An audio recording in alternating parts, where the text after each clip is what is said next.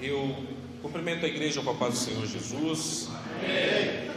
Meus amados irmãos, conforme o Anderson já disse, ontem nós traçamos um panorama histórico para mostrar, em termos de soteriologia, ou seja, de doutrina da salvação, no que as Assembleias de Deus creem, no que elas sempre acreditaram. Nós também fizemos uma sinopse curta da vida e um pouquinho da obra de Jacó Armínio. E hoje nós vamos entrar de fato na soteriologia. Então nós vamos tratar basicamente de 5 pontos teológicos, E o primeiro ponto que eu gostaria de destacar nós comentamos ontem no início que a teologia ela é resumida por um acróstico na língua inglesa chamado facts, e que em português esse acróstico ficou fatos, Então, na tradução, para que esse acróstico bata, para ficar com o mesmo sentido do inglês, nós vamos começar não necessariamente pelo F, que seria a primeira palavra do facts ou do fatos, mas nós vamos começar pela letra T de fatos. Por quê? Porque a letra T fala de total depravação. Exatamente por quê? Porque nós vamos começar a teologia a partir do momento em que Adão e Eva pecam. Então, para o nosso entendimento, nós temos que começar exatamente a partir do pecado. Então, o primeiro ponto que nós iremos tratar é a depravação total. E para que nós possamos entender a depravação total, eu quero apenas dar um pouquinho de informações para vocês acerca do que Armínio pensava acerca do pecado. Então, nós temos que fazer distinção entre o primeiro pecado, ou seja, quando Adão e Eva pecaram, eles estavam em um estado diferente do nosso.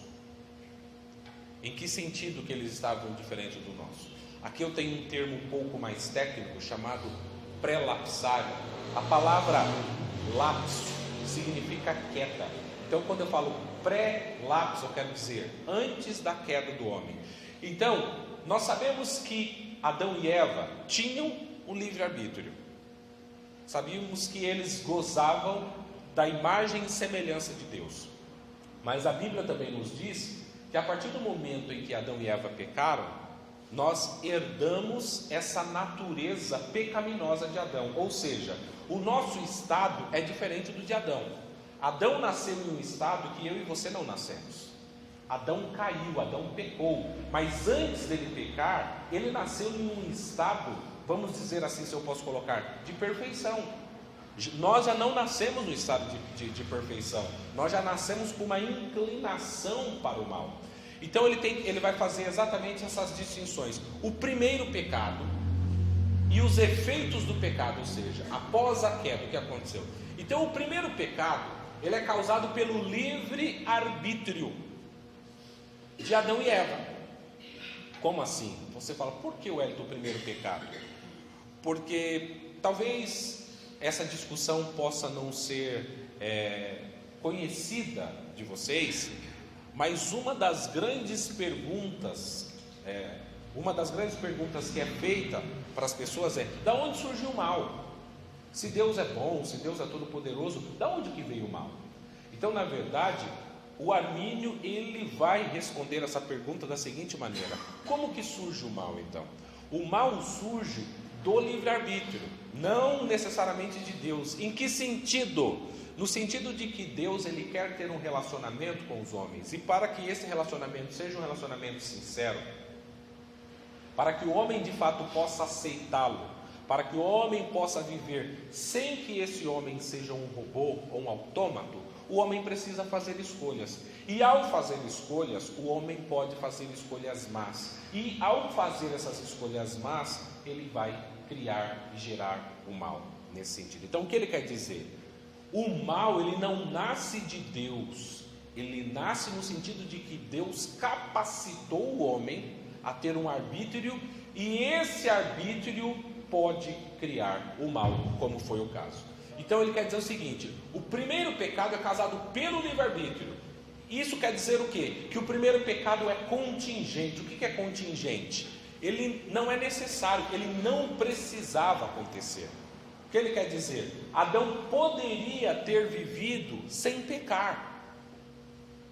Aí você fala, mas por que isso é importante? Isso é importante para dizer o seguinte: significa que o pecado de Adão foi realizado sem nenhum tipo de coerção, quer seja externa ou internamente. A escolha foi dele, a escolha foi de Adão. Aí você fala, Wellington, mas eu ainda não entendi seu raciocínio. O que você quer chegar? Existe uma outra corrente do raciocínio, que no caso aqui seria o calvinismo, em que, dependendo do tipo de calvinismo que a pessoa defende, ele vai dizer exatamente o seguinte: não, foi Deus quem decretou a queda. Se foi Deus quem decretou a queda, então, na verdade, a consequência lógica e natural, então, é que Deus é o autor do pecado. E esse é um dos problemas muito difíceis que os calvinistas eles têm que lidar. Seria Deus o autor do pecado? Mas a Bíblia fala que Deus é luz e que nele não habita trevas nenhuma. Então, o que eu quero dizer? Armínio ele sai disso, ele fala, Deus não decretou a queda. Deus criou, capacitou o homem a ter um livre-arbítrio. E a partir do mau uso, da má administração desse arbítrio capacitado por Deus, é que vai acontecer o mal. Então é isso que ele vai dizer.